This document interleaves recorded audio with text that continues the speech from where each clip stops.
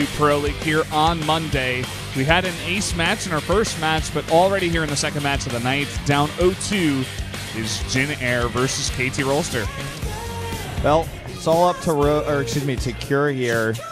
3-1 versus Protoss, but this guy's arrow, man, almost needs a point to the left. I think he's on like a 6-game losing streak or something like that, right? Like, I can't remember the last time he won. And Yoda's arrow is like a circle or something. It doesn't even make sense. Yoda's arrow just isn't even there. Like, Yoda's arrow doesn't have a tip. He gets an arrow that's on fire with a bunch of arrows sticking out of it, smaller arrows. His arrow just isn't going anywhere. It's not pointing at anything. How can it be an arrow if it doesn't exist? It's just a rectangle. That's what arrows do. They point. This has got to be a rectangle. All right, boy. Stats has not had the incredible run that he was having earlier this season as round 3. His record is really good, but outside of Pro League, he hasn't impressed people as much as he was earlier this year. I still highly favor him here, but I mean, he's not invincible. Yeah, he definitely isn't. I'm very interested to see what's going to happen in this game number 3. This is probably the worst spot for JIN Air. I've questioned sometimes when they put Maru out in their 4th match, and sometimes they get 0-3. But this time, Maru came out game number 2. He lost. Rogue lost their Pro League, ace basically, since Maru's not doing well. And now they got to rely on Cure. Let's see how it's going to go here on Echo, facing up against Stats.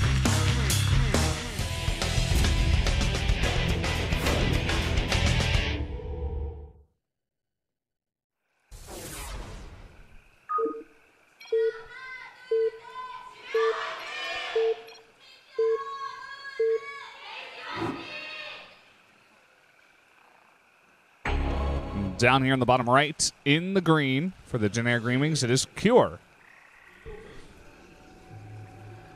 And up to the top left in red for KT Rolster, it is Stats. So we got our colors back where they should be.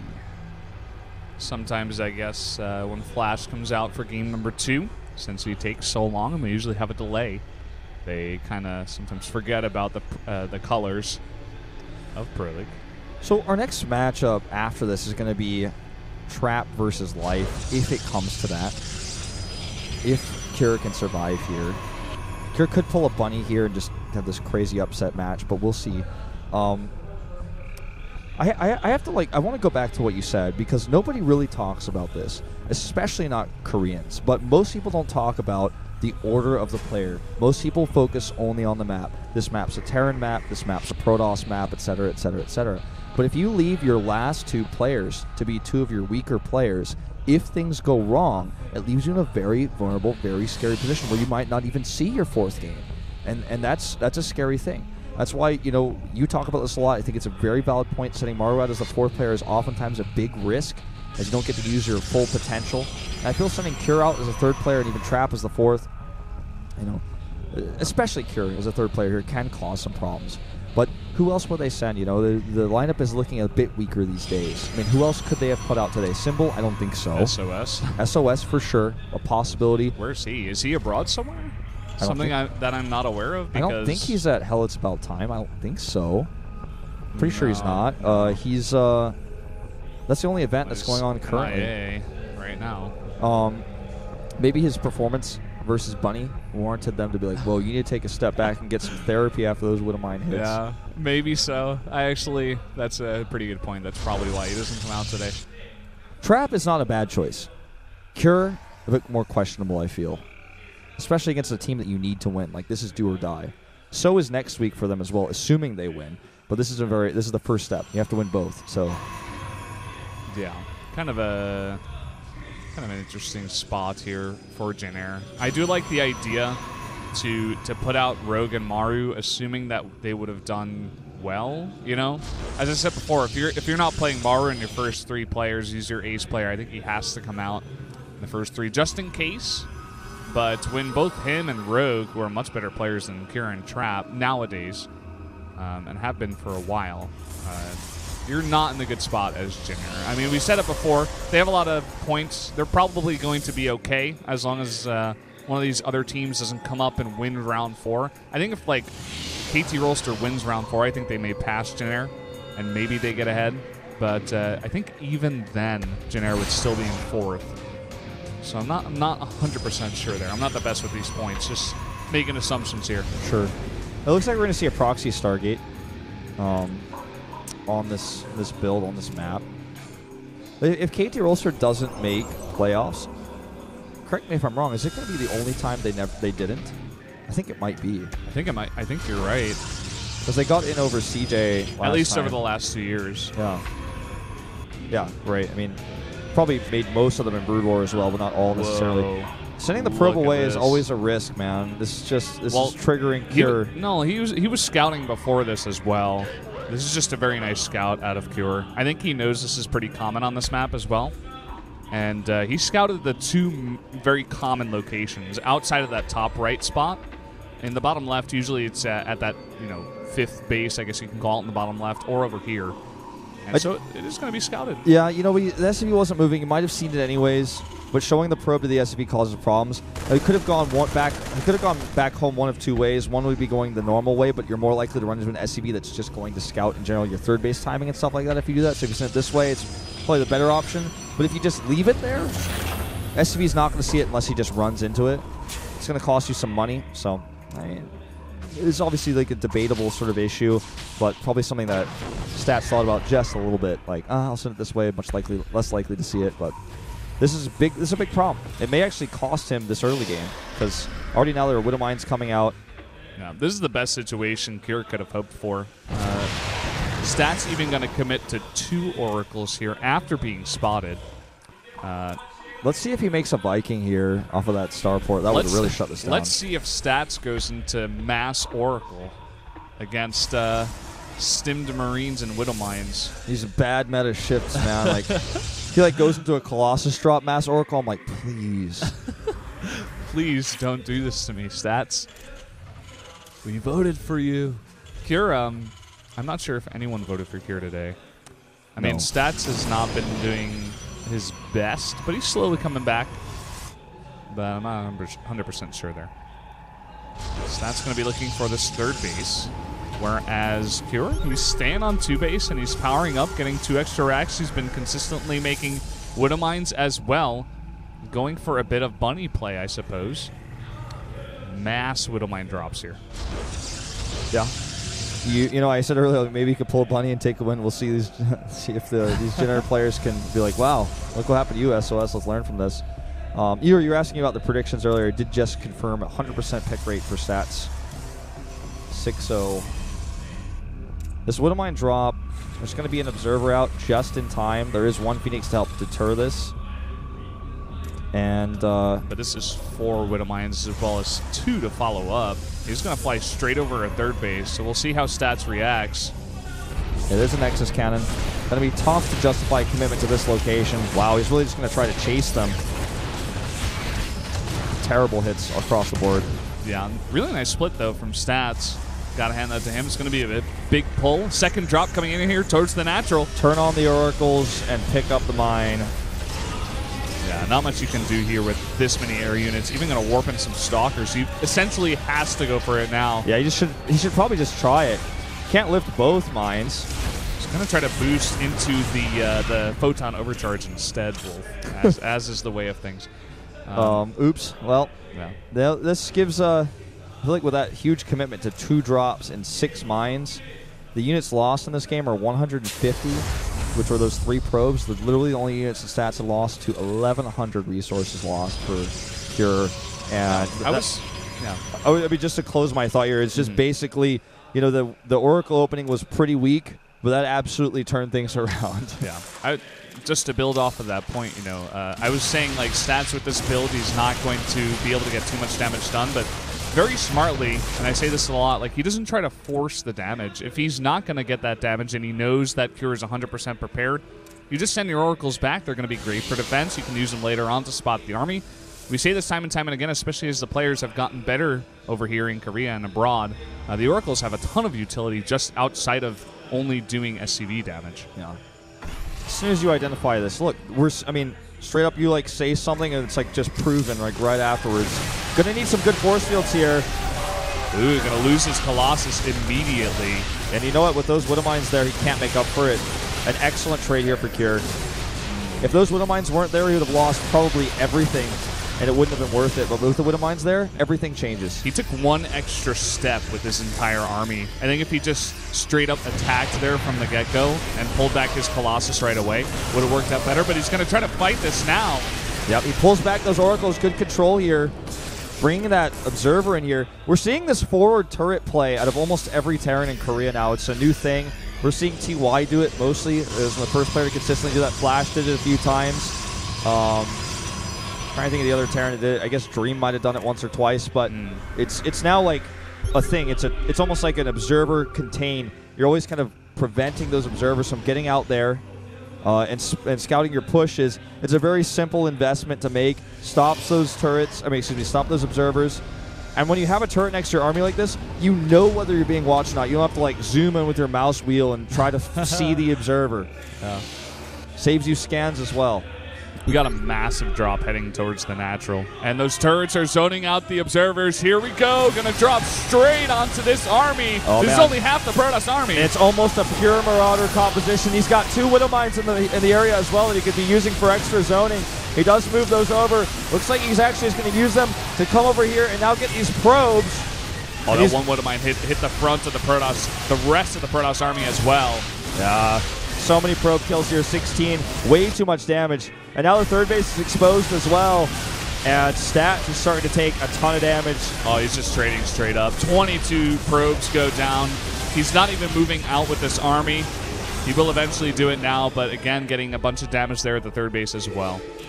And now with the worker count down to 53, it's almost like it's 3 base to 2.5 base. There's not full saturation on Stats' bases. Look at the resources lost, how that's changed in the next few minutes, those past few moments. That turret play is so good. I really like it. It's something that has really given Terrans a lot more flexibility. You never have to worry about, you never have to wonder, not knowing, has he seen my army or not, and take a potentially bad drop for that reason. You always know. Yeah. Pro players always, toss and turn about these small issues like, is it worth it to spend this many minerals on, this and that, but this, I feel, is 100% worth it. Results have kind of proven at this point that it's, it's just much better. It's one of those extra safety things is you spend a little bit of extra time. I mean, you scan once, and then they send in another Observer, and then you scan again, and, but at the same time, they're probably going to see it regardless. But missile turrets are forever, just like diamonds. Yep, absolutely. And especially if you're going for a comp that has Vikings in it as well, like the Observers are never even going to be able to get close. It'd be a huge mistake to get into their turrets. Now he's doing for a Maru-esque play here, like his teammate. No Vikings whatsoever. He's just going to try to drop on top of his bio. And so a smart response by Stats. He's gone heavy on the Zealots. Now let's see how these Widow Mine hits go, though. A huge hits on a lot of those Zealots, and he will be able to focus down this Nexus at the same time. A lot of Blink Stalkers do remain. He's going to try to get out of here, though. Yeah. Oh, I love this, leaving just a few Marauders. The Phoenix catches that drop, though. And you know what? This is just barely worth it. Just barely. Keep in mind, he's a whole set of upgrades ahead.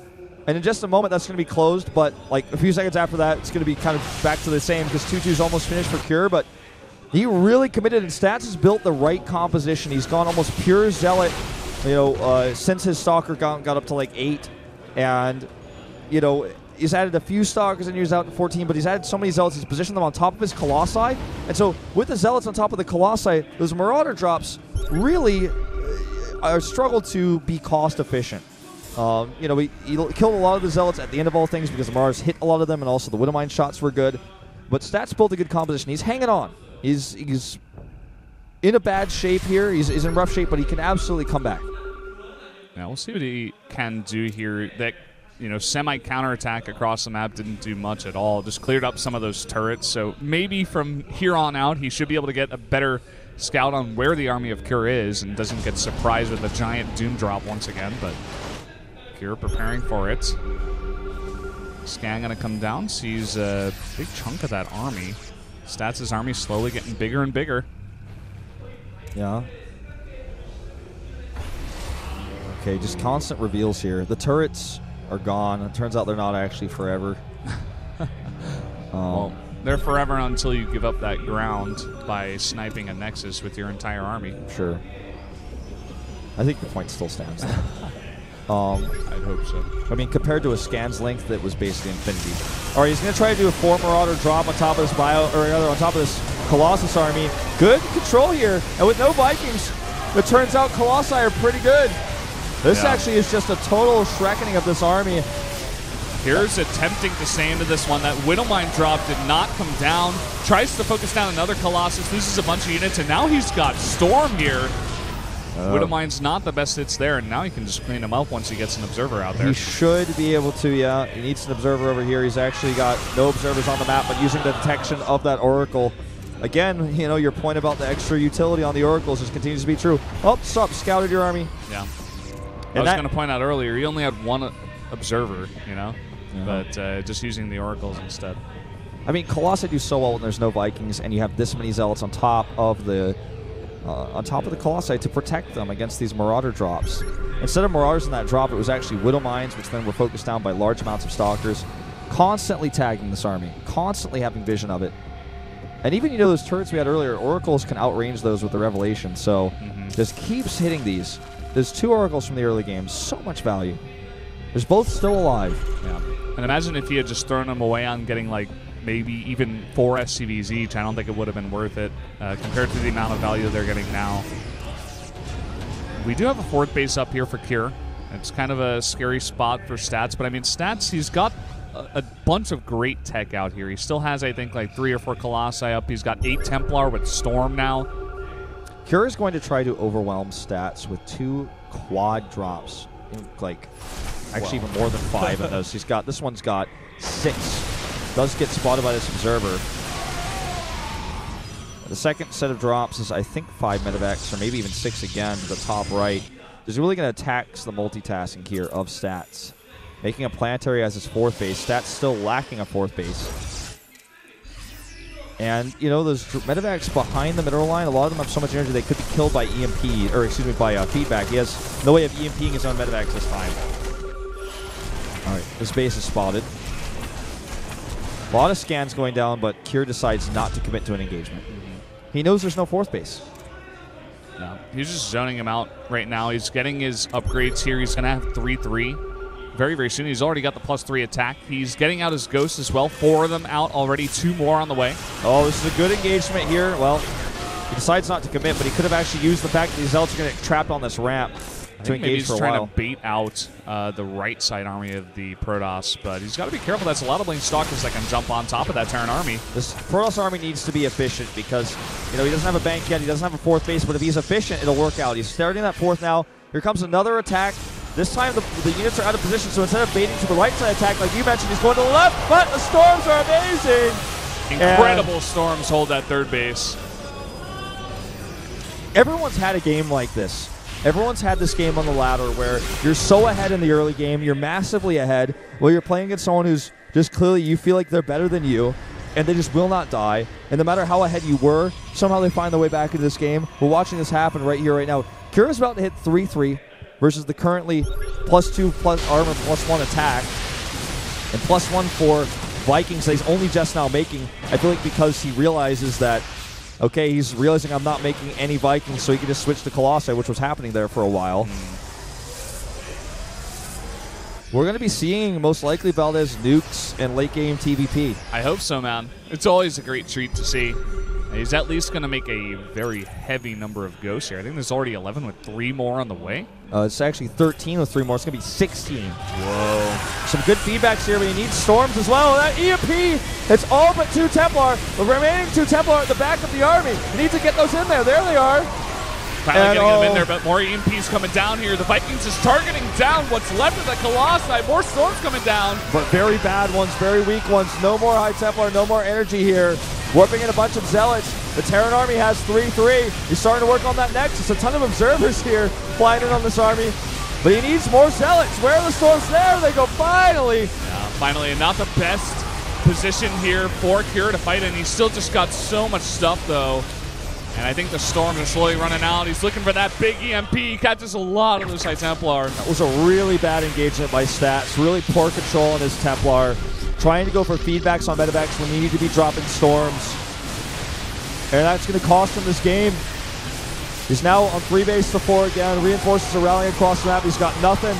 Focuses down the pylon. GG. Pure. He's keeping him in it. This guy who had this downwards purple arrow has not been playing his game these days, but he comes in and takes out stats. Very nicely done here. Wow. Maru, Rogue, SOS, the high fives, talking to the coach. Yeah. Keeping them alive here. Remember, they have 1 life left in this match, and this match is their last life in round 4. So they have to win now on the back of Cure. And then if they can beat Life with Trap, they go to the Ace match, where their Ace player has not been performing. To be totally honest, we might see SOS in the Ace match. You know, we might see Rogue in the Ace match. I do not want to see Maru in a potential Ace match today. Not today. Not with the way he's been looking. You sometimes see this with the players who have been on top for a very long time. When they fall hard. It's kind of like what happened to Hero. You know, he fell hard, but he clawed his way back very quickly. We were hoping for a while now that Maru's going to be able to claw his way back, but still hasn't seen it yet. Yeah. Well, Maru's still in good spirits after that win by Cure. You know, these guys are Terran buddies. They train together. They practice together. They're 2 big-name Terrans on Jin Air. And Cure was a player who, for a really long time, was so underestimated, so overwhelmed. This guy was almost a GSL finalist. I know I always bring this up. He was 1 win away. The season that Innovation won the GSL, he almost beat Innovation in the best of 7 TBT. It went to Game 7. In fact, Innovation brought it back. Cure was up 3-0. Innovation barely beat him. If Cure had beaten Innovation, he might have been a GSL champion. I mean, we'll never know. But it's funny because after that moment, everyone hyped Cure up so much, but he never lived up to the hype. And today, no one voted for him. It was 6-0 against him, and he's able to take the win. Yeah.